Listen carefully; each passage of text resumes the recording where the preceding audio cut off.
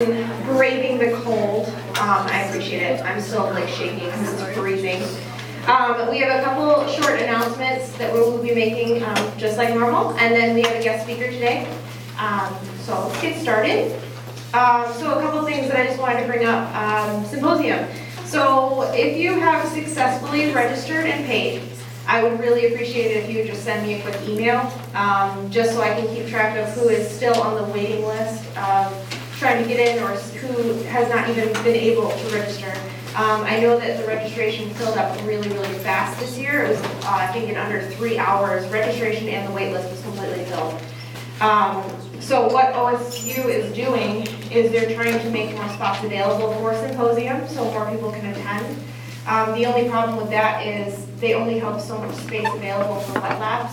So if they do open up these spaces to everyone else and you are able to get in, you will not have a wet lab, but you will still be able to attend lectures. And if that is the case, then your registration fee will also be less as well. And they're still kind of figuring out the exact numbers of that. So don't despair if you have paid your $60 deposit and are still not registered. But like I said, I would really appreciate it if you just shoot me an email, and that way I can kind of just keep track of everybody.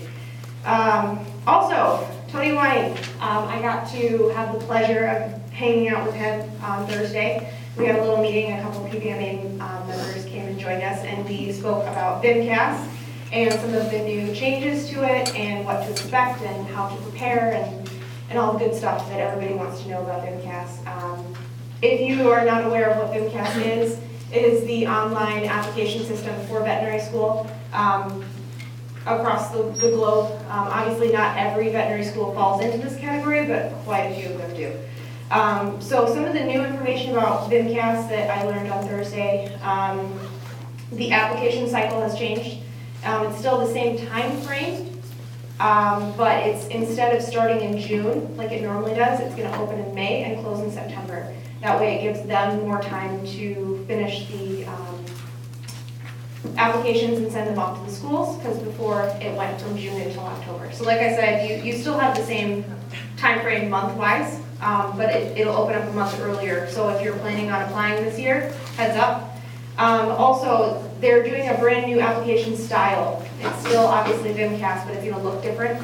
And because it's looking different and they're doing a new system, if you are reapplying, your information from last cycle will not roll over. You will have to start a brand new application. Because I know in the past they have rolled over things like your grades and when you type in numbers and all that kind of stuff. They won't be doing that, so you'll have to basically start all over.